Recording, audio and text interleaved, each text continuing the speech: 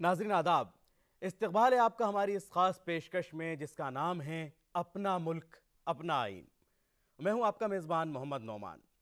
दोस्तों, आज की ये खास पेशकश आप सभी लोगों के लिए बहुत खास है, क्योंकि एक कंज्यूमर होने के नाते जो हुकूक आपको हासिल हैं, आज हम उनसे आपको वाकिफ करवाएंगे और ये जानेंगे कि बादशाह कहा जाने वाला ये कंज्यूमर, ये ग्राहक, ये सारिफ जब अपने आप को बेबस और लाचार महसूस करता है या उसे कोई चीज़ खरीदने या कोई खिदमत हासिल करने के बाद ये अंदाज़ा होता है कि खरीदी गई चीज़ में कोई नुक्स है या उसे वो सर्विस नहीं दी गई जिसका उससे वादा किया गया था, तो ऐसे में वो क्या करे, कहाँ जाए। दोस्तों, आप और हम सुबह उठने से लेकर रात को सोने तक कहीं ना कहीं एक कंज्यूमर का, एक ग्राहक का किरदार निभा रहे होते हैं और एक कंज्यूमर होने के नाते आपको अपने इस्तेमाल में लाने वाली हर चीज़ और सर्विस के बारे में उसकी क्वालिटी, उसकी मिकदार, उसकी कीमत, सब कुछ जानने का हक हासिल है। और कंज्यूमर के इन्हीं हुकूक के तहफ़्फ़ुज़ के लिए भारत में कंज्यूमर प्रोटेक्शन एक्ट लागू किया गया था। इसमें अब तक काफ़ी तब्दीलियां भी की जा चुकी हैं। तो क्या है ये कानून, इसमें क्या कुछ तब्दीलियां की गई हैं, इसके तहत आपको क्या इख्तियारात हासिल है और क्या कुछ आप इसके तहत कर सकते हैं, ये जानने के लिए और इस पर बात करने के लिए आज हमारे साथ मौजूद हैं सुप्रीम कोर्ट के मारूफ वकील जनाब SD सिंह साहब, जो हमारे ख़ास मेहमान हैं। हमारे ख़ास मेहमान SD सिंह साहब, आपका बहुत बहुत इस्तकबाल है हमारी आज की इस ख़ास पेशकश में। बड़ी शुक्रिया साहब आपका, आपने मुझे यहाँ पर बुलाया और मौका दिया कि हम आपसे इस विषय पर चर्चा करें जो हमारे सिटीजन से जुड़ा हुआ है। बिल्कुल, आपने सही फरमाया कि ये उपभोक्ता ही है, हमारे सिटीजन ही उपभोक्ता है जी। तो इसलिए उनसे जुड़ा हुआ है। तो उस पर आपके मेहरबानी से उनके पास कुछ बातें पहुँचेंगी और कुछ हम लोग चर्चा करेंगे। आपका बहुत बहुत धन्यवाद। बिल्कुल, आपने कहा कि इस पर चर्चा करेंगे और इस पर चर्चा इसलिए भी ज़रूरी है कि तमाम जो हमारे सारिफ हैं, जो इस वक्त देख रहे हैं, जितने भी व्यूवर्स हैं, वो कहीं ना कहीं ख़रीदार भी हैं। एब्सोल्युटली तो करेक्ट। इसलिए हम चाहते हैं कि पहला मेरा सवाल आपसे यही होगा कि ये कंज्यूमर राइट्स जिनको हम कहते हैं सार्फिन के हुकूक, ये क्या हैं और हमारे देश में, हमारे मुल्क में इसकी कब ज़रूरत महसूस की गई कि इन राइट्स को प्रोटेक्ट किया जाए और कंज्यूमर को बादशाह बरकरार रखा जाए। देखिए, डेमोक्रेसी का एक बहुत महत्वपूर्ण अंक है प्रजातंत्र में। इसका बहुत महत्वपूर्ण अंक है कि आपको कुछ अधिकार दिया जाए। अब आप 1986 में कानून बना, उसके पहले अगर आप देखें तो आपके जो अधिकार थे कंज्यूमर मतलब आपने सामान खरीदा, किसी भी फार्म में खरीदा आपने, और उस सामान में आपको जो कहा गया था वो नहीं मिला जी। या तो सर्विसेज का हो या तो ऐसा सामान हो जिसमें डिफेक्ट आ गया हो, किसी भी तरीके का हो। मैं उसको बाद में ज़रा एलोबरेट करूंगा आपके साथ मिल करके। अगर उसमें कमी आती है, वो परफॉर्म नहीं करता है, जो कहा गया था वो नहीं मिलता है, तो आप क्या करें, इस समस्या आता ना कि हमारे कानून में क्या उसका प्रावधान है। तो आप पहले ये समझे सर कि पहले तो हमें आज़ादी के पहले की बात छोड़ दीजिए, आज़ादी के बाद भी हमें बहुत समझना पड़ा, क्योंकि देखिए 1947 से लेकर के 1986 तक बहुत ज़्यादा इसमें बदलाव नहीं आया, कोई कानून नहीं बना था। ठीक है, यानी इस दौरान कोई कानून नहीं था, इस तरीके कोई कानून नहीं था, केवल कॉमन लॉ सिविल लॉ से गवर्न होता था। कॉमन लॉ सिविल लॉ का मतलब ये हो गया कि सिविल कोर्ट में जो हमारे जुडिशरी का सिस्टम बना जी, लोअर कोर्ट से लेकर के हाई कोर्ट, सुप्रीम कोर्ट लेकर के, उसके लोअर कोर्ट में एज पर सेक्शन 9 ऑफ द CPC आप कोई भी सूट जिसको बोलते हैं, दावा बोलते हैं, जिसको अगर कह दें आप हिंदी में, आप दाखिल कर सकते हैं किसी भी तरीके के ग्रीवांस से। उसमें आपका इस पर भी होता है, कंज्यूमर का भी था। फॉर एग्जांपल देखिए, आपको अगर आपने ट्रैक्टर खरीदा है, किसान ने एक ट्रैक्टर खरीदा अपना, और ट्रैक्टर में उन्होंने वारंटी दिया 2 साल का, 1 साल का, जो भी एज पर उसमें करनी। उस वारंटी के पीरियड में भी ट्रैक्टर परफॉर्म नहीं कर रहा है, उसमें तमाम कमियां आती हैं, आप बार बार ले जाते हैं डीलर के पास में, उसको करते हैं, ठीक नहीं होता था, फिर कहाँ जाएंगे, आप क्या करेंगे? आप अपने डीलर के पास जाएंगे, वो मैन्युफैक्चरर के पास जाएगा, दिखाएगा, करेगा, नहीं करेंगे, कुछ अच्छे कर दिए, ठीक ठाक कर दिए, वो भी अपना इंटरेस्ट देखते हैं कि हमने बेच दिया, पैसा ले लिया, अब इसमें कितना हम पैसा इन्वेस्ट करें, इसमें घाटे में जाएंगे, ऐसा होता रहा। तो उसके लिए कहाँ जाते हो? तो आपको सेल्स ऑफ गुड्स एक्ट था, सेल्स ऑफ गुड्स एक्ट के अंदर में, जो पहले कॉन्ट्रैक्ट एक्ट का पार्ट ही था, जी जो कॉन्ट्रैक्ट एक्ट था, it is a kind of contract, तो एक कॉन्ट्रैक्ट एक्ट का पार्ट रहा। तो सेल्स ऑफ गुड्स एक्ट को अभी एबोलिश उसमें से निकाल करके अलग सेल्स ऑफ गुड्स बन गया, जो अभी भी लागू है। जी तो उसके उसमें हम कहते थे कि हमारा इनका प्रिविटी है, कॉन्ट्रैक्ट है, इन्होंने मुझे सामान बेचा है, जी तो उसको लेकर के हम सेक्शन 9 में सिविल कोर्ट में दावा पेश करते थे। यानी 1986 से पहले तक ये तमाम चीजें जो थी वो सिविल कोर्ट के अंदर जाती थी। तो ये महसूस किया गया कि भाई कंज्यूमर एक छोटे से लेकर बड़े कंज्यूमर तक है। आप देख लिए सभी कंज्यूमर है, मैंने छोटी सी चीज़ लेकर के बड़े चीज़ तक। तो एक छोटा कंज्यूमर, बड़ा कंज्यूमर आई कैन अंडरस्टैंड कि भाई यहाँ पर जहाँ पर डिस्प्यूटेड फैक्ट्स है, आपको प्रूव करना है, फ्रॉड कहते हो, ये कहते हो, उसको आपको प्रूव करना होगा। करने के लिए सिविल कोर्ट जाइए, आप उसको अफोर्ड भी कर सकते हैं। आप तो देख ही रहे हैं क्या सिस्टम है। हाँ। लेकिन ये जो छोटा माचिस खरीदने वाला, साबुन खरीदने वाला और राशन खरीदने वाला, करेक्ट, छोटा कंज्यूमर वो कहाँ पर जाए? छोटा कंज्यूमर किस तरीके से कहाँ पर, देखिए इसके अलावा भी ये तो रोज़मर्रा की चीज़ें हैं। रोज़मर्रा की चीज़ों में शायद आदमी बहुत कम कोर्ट कचहरी में जाता है या कंज्यूमर फोरम में जाए, वो तो बोलता है यार मिल गया ना, नहीं चल रहा, अगली बार इसका नहीं खरीदेंगे। जो 2-4 दिन में ख़त्म हो जाता है उस पर लोग ध्यान नहीं देते।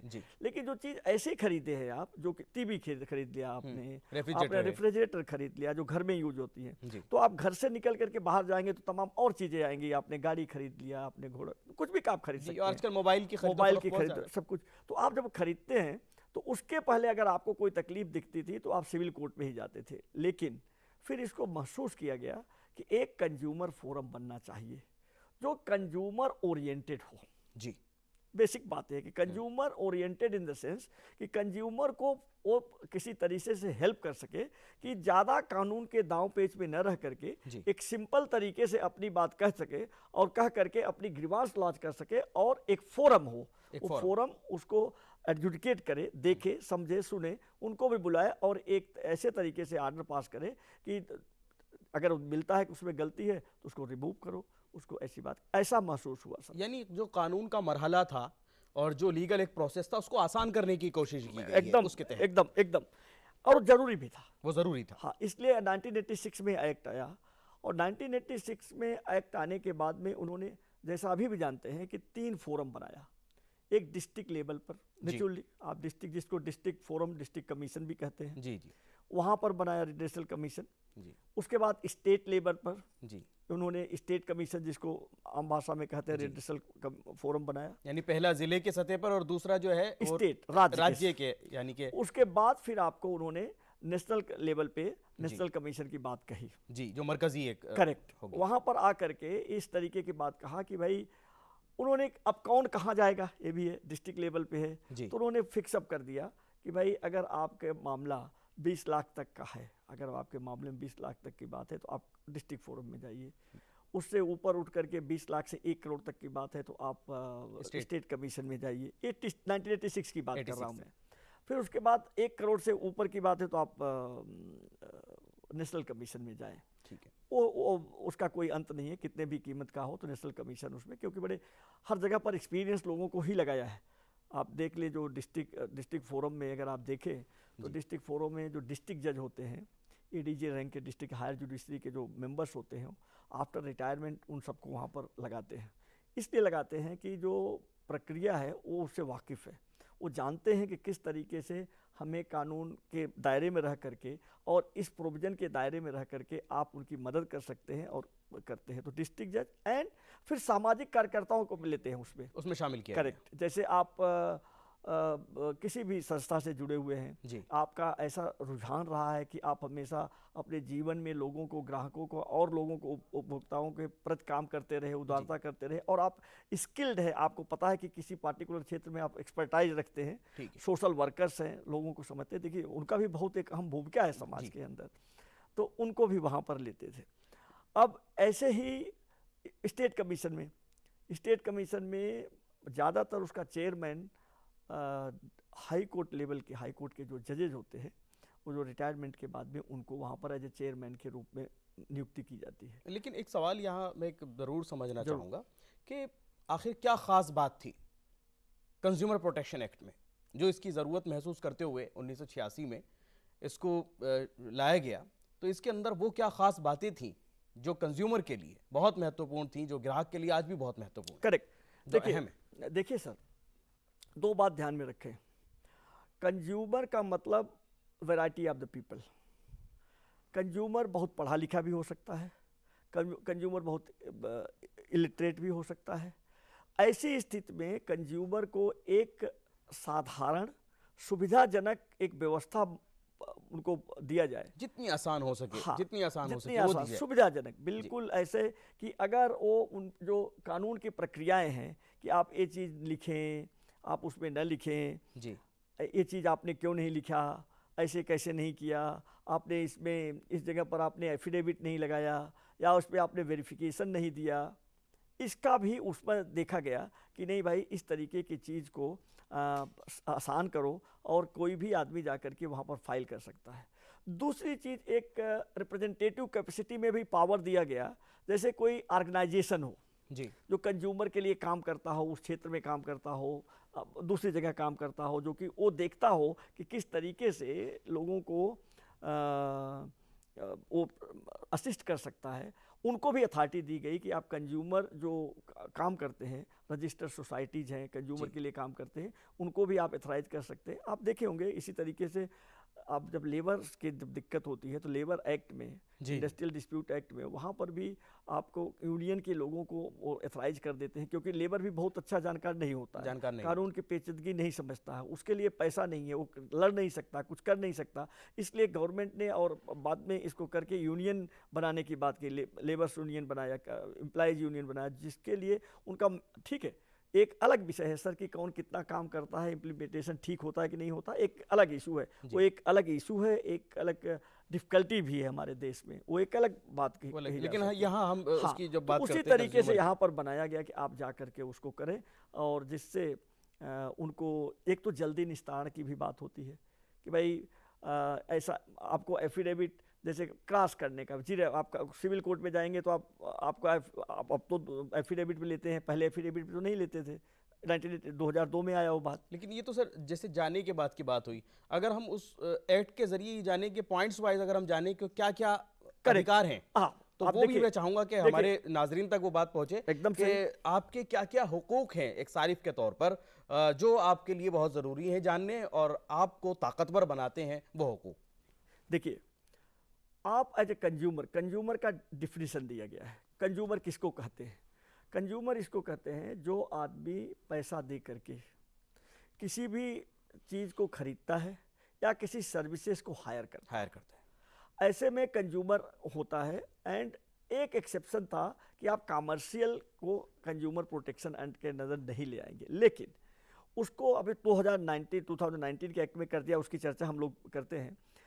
उसमें उन्होंने, कोर्ट ने कहा कि अगर आप कमर्शियल, फॉर एग्जांपल एक आदमी ड्राइवर है, ड्राइवर अपनी जो गाड़ी खरीदेगा तो अपने चढ़ने के लिए तो नहीं खरीदेगा, ड्राइवर गाड़ी खरीदेगा तो उससे कमाएगा, कमाने के लिए वो अपना उसको लेट आउट करेगा, हायर पे करेगा, ले जाएगा, सवारी ले जाएगा, तो कमर्शियल पर्पज़ के लिए यूज़ किया उसने। लेकिन वो कमर्शियल पर्पज़ अपने को खाने पीने के लिए, in the sense source of livelihood, आपका लाइवलीहुड है। अगर आपका सोर्स ऑफ लाइवलीहुड है उससे तो कमर्शियल नेचर होते हुए भी कंज्यूमर में आएगा। ठीक है। अगर कोई कहे कि भाई आपने ऑटो रिक्शा खरीद दिया जी, ऑटो रिक्शा एक तो टोटल कमर्शियल, आप तो पब्लिक को ढोने के लिए बात कर रहे हैं, आप कैसे you will come under the category of consumer? तो ऐसा नहीं है, क्योंकि ऑटो रिक्शा से आदमी जो करता है वो आदमी अपना लाइवलीहुड कमाता है, रोज कमा करके अपना और अपने परिवार का पालन पोषण करता है, इसलिए उसको भी इसमें रखा गया है कि भाई इस तरीके से आप कर सकते हैं। लेकिन अगर एक कोई शख्स जा रहा है, चाहे वो ऑटो खरीदने जा रहा हो, कार खरीदने जा रहा हो, या अपने लिए टीवी रेफ्रिजरेटर खरीदने जा रहा हो, उसे क्या चीज़ें दिमाग में रखनी है, उसके लिए पॉइंट्स बहुत ज़रूरी हैं कि वो क्या समझे कि मेरा अधिकार है। जब वो कहीं खरीदने के लिए कुछ जाए तो वो इस चीज़ को जान करके जाए कि ये जो हमने एक प्रोग्राम देखा और वकील साहब से सुना कि ये मेरे राइट्स हैं, तो उसको पता होना चाहिए कि वो क्या उसके राइट्स हैं किसी भी सामान को खरीदने से पहले। ये बहुत इंपॉर्टेंट बात है। आपने इस प्रोग्राम को जिस ऑब्जेक्ट से रखा हुआ, इसमें बहुत अहम कड़ी है जो आपने सवाल पूछा है, बहुत ही अहम कड़ी है। देखिए, सबसे पहले हमें देखना चाहिए जब हम जाते हैं, आज का युग बड़ा एडवर्टाइजमेंट का युग है, पब्लिकेशन का युग है। तो सबसे पहले अगर आप उस पोजीशन में हैं कि आप देख सकते हैं, चेक कर सकते हैं, तो आप तो सबसे पहले उसका जितना भी उन्होंने प्रॉमिसेस दिए हैं आपको कि भाई हमारे में ये है, इसका मेक ये है, इसमें इतनी सुविधाएं हैं, इतनी चीज़ें लिखी हुई हैं, आप तो पहले उनको इंश्योर करें कि भाई जो उन्होंने कहा है और वो एडवर्टीजमेंट किया है Correct. उसका, हाँ, जिसका इश्तिहार दिया है, वो चीजें उसमें होनी दिखे चाहिए। आपको, होनी चाहिए। उनके वो किसी, चाहे टेलीविजन हो, चाहे वो रेफ्रिजरेटर हो, कुछ भी हो, आप रोजमर्रा जो भी, आप एक आयरन को भी ले लो, उसका भी है तो भाई अब वो कहते हैं ऑटोमेटिक आयरन है उसका। हाँ। तो उसका क्या होता है, तो आप उसको देख करके वहाँ पर उनसे आप करवा सकते हैं कि आप उसको मुझे दिखाइए, बताइए कि आपका यही ऐसा है। दूसरी चीज़ सर, आप उसके रिलेवेंट पेपर जरूर लें। ये आप ध्यान में रखें कि रिलेवेंट पेपर लेने की बातें होती है। क्या क्या हो जाता है सर? जैसे रिलेवेंट पेपर आपने बिल जरूर लें, क्योंकि देखिए बिल का उन्होंने तो आपसे पैसा लेना ही लेना जीएसटी का। अभी प्रेजेंटली आप जीएसटी की बात करें, पीछे छोड़ दीजिए, तो जीएसटी आपको तो लेंगे। अगर जीएसटी लेंगे तो उनको पेपर देना उनका फर्ज बनता है। पेपर में सबसे पहले देखें कौन सा मेक आपने लिया है, उस मेक का उसमें पूरा डिस्क्रिप्शन होना चाहिए कि हमारा ये मेक है, इसके फीचर्स हैं, इसकी है। उसके बाद आपको रसीद दें कि आपको पैसा मिल गया है, इतना पैसा आपने चेक से मिला या कैश मिला, किस तरीके से मिला, उसका लिख के दें। थर्डली आप उसको इस बात का देखें कि जो इन्होंने लिखा हुआ है उसी की डिलीवरी भी हो रही है। समटाइम इट हैपेंस वेरी, बहुत इंपॉर्टेंट है। देखिए मैं नहीं कह रहा हूँ कि सारे डीलर, सारे बेचने वाले ऐसा लेकिन काम जहाँ करते हैं। जब होता है तो ये बात भी होती है कि अगर ऐसा आपके साथ हो जाए तो क्या करेंगे। तो आप डिलीवरी निश्चित करें कि आपको वही डिलीवरी हुई है कि जो आपको मिला है जा करके। और उसके बाद उन्होंने अगर कहा है कि आप उसको इंस्टॉल करवाएंगे तो उनके देख रेख में उसको इंस्टॉल भी करवाएं, अगर इस तरीके का मैकेनिकल कोई आइटम है तो। अगर ऑटोमेटिक कोई पार्ट, करेक्ट। उससे उसका फ़र्क पड़ता है कि बाद में वो सोचने लगते हैं कि आपने तो जी इसको ठीक से हैंडल नहीं किया, ये ख़राब हो गया। और साथ में अगर किसी चीज़ का वारंटी है तो वारंटी कार्ड जरूर लें और उसका अच्छे तरीके से देख लें कि कहीं वो ऐसे ही दे करके नहीं दिया है। और जो डीलर है वो एथराइज्ड डीलर है, जो इस काम को करने वाला है, ये करता है। तो आप ये चीज़ उसको देख लिए सर। ये तो आपकी सावधानियां हो गई पहले शुरू में करने के लिए। और एक चीज़ और है, आप कैसे नियंत्रण करेंगे अपने, कंट्रोल कैसे करेंगे प्राइस पे, वो भी बहुत इंपॉर्टेंट फैक्टर है जी। क्योंकि आपको प्राइस आप समझ लो आप नहीं समझते बहुत ज़्यादा। हमारे जैसा कोई आदमी गया नहीं, बहुत उसको पता है कि भाई किस तरीके से लेना है, क्या लेना है, नहीं समझ पाता कि हमें क्या करना है। तो आप उसका प्राइस ज़रूर देखें, प्राइस आप ज़रूर कंपेयर करें लोगों से, दूसरों में, कि भाई इसमें है कि नहीं। जो उसका प्राइस जो लिख के दे रहा है, जितना आपने पैसा दिया उतना पैसा उसमें लिख रहा है कि नहीं लिख रहा है। ये कंपैरिजन करना और ये देखना कि किसकी कीमत ज़्यादा है, किसकी कम है, ये भी तो एक अधिकार है ग्राहक का। एकदम अधिकार है। देखिए ग्राहक का ये पूरा अधिकार है कि ग्राहक ये बात को अच्छी तरह समझ ले कि इसकी कीमत बाजार में कितनी है। अगर एक सस्ता दे रहा तो क्यों दे रहा है, ये भी बहुत इंपॉर्टेंट फैक्टर है। और महंगा दे रहा तो क्यों दे रहा है। अगर वही फीचर का महंगा नहीं तो इसके ऊपर आप फिर कंप्लेंट कर सकते हैं। आप उसके लिए भी काउंसिल बनाया, मैं उस पर आऊँगा, बताऊँगा। अच्छा। उस आज कंज्यूमर प्रोटेक्शन एक्ट में आप उस डिस्ट्रिक्ट फोरम, स्टेट कमीशन और नेशनल कमीशन न जा करके अभी 2019 में जो काउंसिल बनाया हुआ है, और एक बहुत इफेक्टिव काउंसिल बनाया उन्होंने, अभी 9 अगस्त 2019 से लागू हो गया।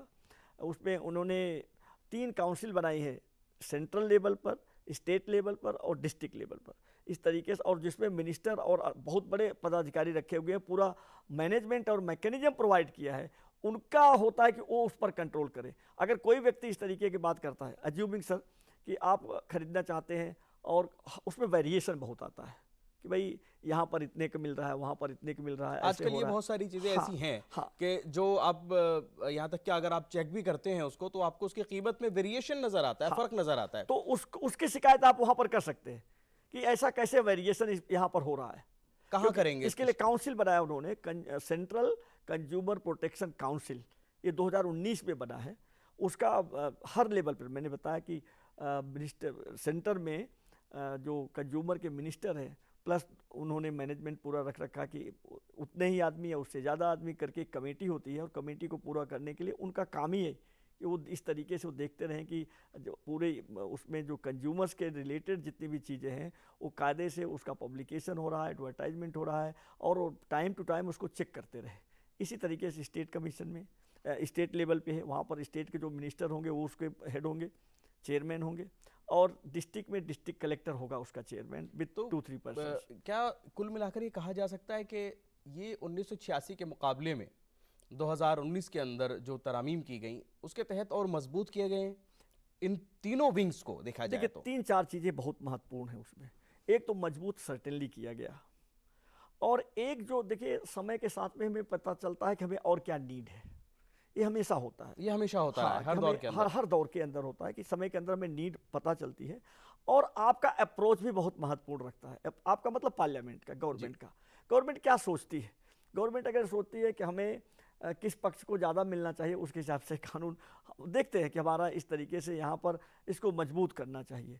तो उन्होंने ये फील हुआ कि भाई देखिए, आपको खरीदना और खरीदने के बाद कोर्ट में जाना एक अलग इशू हो गया जी लेकिन उसके पहले काउंसिल को लाना एक क्या जरूरत थी, क्यों किया काउंसिल को लाना? जी, ये भाई, एक अहम सवाल है। अहम सवाल है।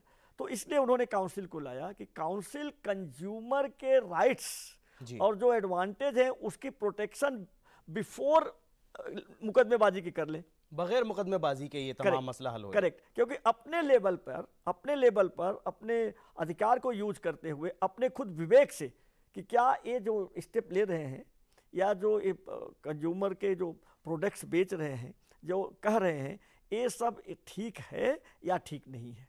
जी इसके लेवल पे तो बहुत हद तक लोगों में जो बेचने वाले हैं, जो करने वाले हैं, वो इस सतर्क हो जाएंगे और सोचेंगे कि नहीं, हमें कंज्यूमर को अगर हमने धोखा दिया, कंज्यूमर को हम कोई बात कहे तो कंज्यूमर ऐसा नहीं है कि बिना खरीदे हुए अगर उसने शिकायत नहीं कर दी मेरी तो हम तो वहाँ पर जा कर के फंस जाएंगे और हमारी सारी इंक्वायरी खत्म शुरू हो जाएगी उसमें। तो एक अच्छा कदम आया 2019 में। लेकिन एक कंज्यूमर कैसे जाएगा? क्या वो डायरेक्ट, अगर उसके साथ उसको लगता है कि कहीं हाँ मेरे साथ जो है जो चीज़ मुझे बेची गई है उसमें नुक्स है या जो सर्विस दी जानी चाहिए थी वो नहीं दी गई, और भी कई सारी बातें हो सकती हैं, तो वो फोरम में कैसे जाएगा? कोई हेल्पलाइन नंबर होगा उसके तहत, या वेबसाइट के थ्रू कंप्लेंट करेगा, या डायरेक्ट फोरम में जाएगा? देखिए, आफ्टर परचेजिंग जो कंट्रोल होता है, अगर आपको कोई शिकायत है उसको उसके निस्तारण के लिए, उसके निवारण के लिए आपको तो केवल ये जो कमीशंस बने हैं डिस्ट्रिक्ट फोरम, वहाँ पर जाना होगा।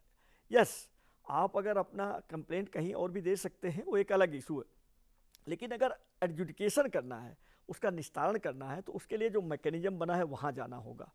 उसी के आप में उसमें देखिए 2 बातें हैं।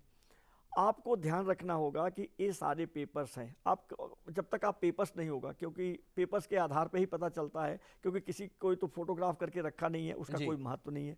जब तक पेपर्स नहीं होंगे आपके मजबूत, आप कहीं जा नहीं सकते, कहीं भी जाएंगे। यानी अगर किसी शख्स ने अगर कुछ पेपर नहीं लिया, बिल नहीं लिया किसी सामान का, और उसके बाद उसको लगता है कि इस चीज़ के अंदर कोई खराबी है, तो क्या वो फिर कुछ नहीं कर सकता फोरम में जा करके? नहीं, कंप्लेंट नहीं कर सकता? देखिए, 2 बातें जरूर है। अगर आपने कनेक्ट नहीं, कोई सामान घर में आता है, अगर वो नया है तो ज़रूर उसका कुछ न कुछ तो डॉक्यूमेंट होगा, चाहे छोटा सा डॉक्यूमेंट क्यों ना हो। उस समय ये ज़रूरी हो जाता है खरीदने वाला कैसा है, खरीदने वाला पढ़ा लिखा आदमी है या अनपढ़ है या गरीब है या अमीर है। अगर पढ़ा लिखा आदमी है, अगर उसने गलती की तो क्षम्य नहीं है, तब तो वो पूछेंगे भाई देखिए वी आर हेल्पलेस, आपको तो पता, अब हम जाएं और कहें कि हमने बिल नहीं लिया सर, तो कौन मानेगा इस बात को? आप जाते हैं मार्केट में, अगर बिल नहीं लेते हैं तो कौन मानेगा इस बात को? बोलेगा साहब आप तो इतने दूरदर्शन पे हैं, आप सब समझते हैं, दूसरों का दिलवाते हैं, सुरक्षा करते हैं, आप कैसे ऐसे रह गए?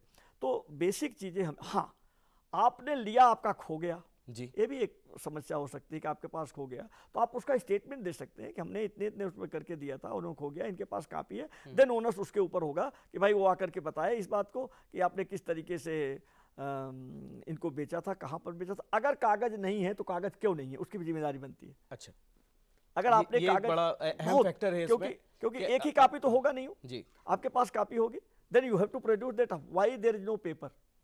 तो ये भी एक आदमी को जानने की जरूरत है, लेकिन इसको हमें सेकेंडरी रखना चाहिए। फर्स्टली तो हमें अपने कागज को मजबूत रखना चाहिए जी, ये करके, ये ध्यान में रखने की बात। यानी जो भी सामान खरीदें कोशिश जी, यही करें जी। कि उसके कागज आप पूरे लें, उसका बिल वगैरह जो है वो Correct. बिल्कुल प्रॉपर वे में लें, Correct. और उसको समझ भी लें कि जो बिल आपको दिया गया है वही चीज़ आपके और पास है या दूसरी नहीं। चीज, अगर आप पेमेंट चेक से करते हैं और या डिजिटल पेमेंट करते हैं आज के युग आजकल में, तो डिजिटल Correct. पेमेंट का दौर चल रहा है। दौर चल रहा है, तो आप एक बहुत बड़ी कड़ी आपके हाथ में लगती है कि आपने पैसा तो खैरात में नहीं दिया उनको। जी, पैसा किसी काम के लिए वो बताएं कि भाई हम इसके अलावा और कौन सी चीज़ हो सकती है जो एक आपसे खरीदे होंगे। यानी आप इस क्या बेचते हैं। डिजिटल पेमेंट के माध्यम से भी ट्रांसपेरेंसी जो है वो ज़्यादा आई है इसमें। देखिए, अब आपको कैश दे, आपने कैश में दिया छोटे मोटे सामान को कैश खरीदने के लिए, अनडाउटेडली डिजिटल का तो एक ये देखा जाए तो जो पेमेंट करता है ना उसका सबसे बड़ा हथियार है।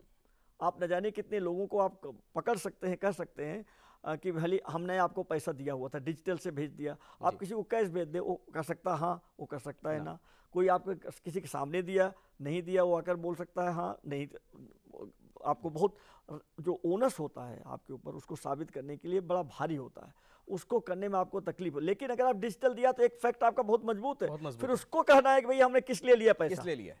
बहुत खूब। हम उसके रिश्तेदार तो है नहीं जी कि भाई हमने चैरिटी दिया, और कोई चीज़ ग्रेचुअस तो हो नहीं, जैसे खैरात में जिसको बोलते हैं कोई काम करने के हाँ, लिए, वो भी नहीं, वो तो भी नहीं है, तो हमने कुछ किया नहीं। तो ये बहुत महत्वपूर्ण बात होती है सर, कि हमें किस तरीके से हमें मिलना चाहिए, हमें पेपर बराबर हो। पेपर होने के बाद में एक चीज़ और भी ध्यान में रखना, कुछ चीज़ें हैं जो सर्विस की होती है, हमारे कंज्यूमर से ध्यान में रखें कि जैसे कुछ चीज़ें हमने खरीद लिया ना, तो उसको खरीद करके ला करके पटकना नहीं है। अच्छा। उसके जैसे मोटर व्हीकल है आपके, आप पर्सनल यूज के लिए अपने गाड़ी खरीदी, कोई भी गाड़ी खरीद लिया आपने, तो गाड़ी खरीद लिया तो उन्होंने एक आपको सर्विस बुक दिया है, उस सर्विस बुक में लिखा हुआ है कि आपको कब कब सर्विस होनी चाहिए जी। तो आप उसको फॉलो जरूर करेंगे, और उसको कराते समय आप ये ध्यान में रखेंगे कि आप कहीं भी नहीं करा सकते हैं जी, क्योंकि आप एथराइज्ड वहाँ पर जा करके करेंगे। आप एथराइज्ड जब जा करके करते हैं तो आपको ये पता चलता है कि आपके गाड़ी में जो बना हुआ है, जो उसमें गलतियाँ हैं क्या क्या हैं जी। क्या। और दो चीज़ और ध्यान में मैं कहूँगा सर रखने के लिए, बहुत से लोगों हमने देखा नहीं हो पाता है। जैसे आप गाड़ी ले गए सर्विसिंग के लिए, हाँ। गाड़ी आपने खड़ी कर दिया, वो आकर के एक पर्चा निकाला, हर जगह मार्क कर दिया 1 2 3 4 5, उसमें टच लगा हुआ है, ये लगा हुआ, वैसा लगा हुआ है। और जो मेन बात, आपकी गाड़ी जो है मान लो गर्म हो जाती है जी, गाड़ी चलते चलते ठीक से परफॉर्मेंस नहीं देती है, कुछ दूर जाने के बाद हो सकता है कभी हो जाए, या ब्रेक उसको नहीं लगता है, कोई भी चीज़ ऐसा होता है कि जो कम होता है, उसकी बात जरूर आप उसमें करवाएं, लिखवाएं। उससे साबित होगा कि भाई अब इस समय जब आप लेके गए थे गाड़ी करने के लिए, तो इस गाड़ी में डिस्टर्बेंस था। उससे दो चीज़ें रिलेट होती हैं कि एक केवल मिसलेनियस है और मैन्युफैक्चरिंग डिफेक्ट है। ठीक है, क्योंकि manufacturing defect is very important और वो वेरी सीरियस, ये ज़्यादातर चीज़ों में हो सकता है। 100% हो सकता है। ठीक है, आज के ज़माने में मैन्युफैक्चरिंग डिफेक्ट कम होते हैं, लेकिन बहुत से केसेस देखे गए हैं, होने की संभावना तो हमेशा है। हमेशा है जी। बहुत से केसेस में देखे गए हैं कि जो भी व्हीकल देते हैं वो पूरा परफॉर्म नहीं करती है, चाहे वो परसेंटेज कम क्यों ना हो, लेकिन ऐसा होता जरूर है। तो ऐसी सिचुएशन में तो अगर आपने लिख दिया, फोरम तो वही होगा, वैल्यू के ऊपर है। अभी तो सर यहाँ तक जो डिस्ट्रिक्ट फोरम है उसको बहुत बड़ा पावर दे दिया है, डिस्ट्रिक्ट फोरम को भी 1 करोड़ से ज़्यादा का अधिकार मिल गया है उसको। अभी तो इतना उनको इतना अधिकार मिल गया। तो नाजरीन, ये जो कंज्यूमर राइट्स की आज बात हो रही है, और ये एक बहुत बड़ा टॉपिक है, क्योंकि हम कहीं ना कहीं ग्राहक हैं, सारिफ हैं, और ये हमसे एक जुड़ा हुआ टॉपिक है। इसके ऊपर बहुत सारी बातें अभी हो गई हैं और बहुत सारी बातें अभी करनी बाकी भी हैं, टाइम कम है, तो इस वजह से जो बातें आज हुई वो ज़रूर आपने उनसे कुछ फ़ायदा हासिल किया होगा। और इसी प्रोग्राम के तहत हम अगली किस्त में इसी टॉपिक पर मज़ीद गुफ्तगू करेंगे डॉक्टर साहब के साथ, और जानेंगे और भी कंज्यूमर राइट्स से जुड़ी हुई जो बारीकियां हैं उनको, और आपके इख्तियारात को मज़ीद समझने की कोशिश करेंगे अगले प्रोग्राम में। लेकिन आज के इस प्रोग्राम में हमें अभी यहीं दे दीजिए इजाज़त। खुदा हाफिज़।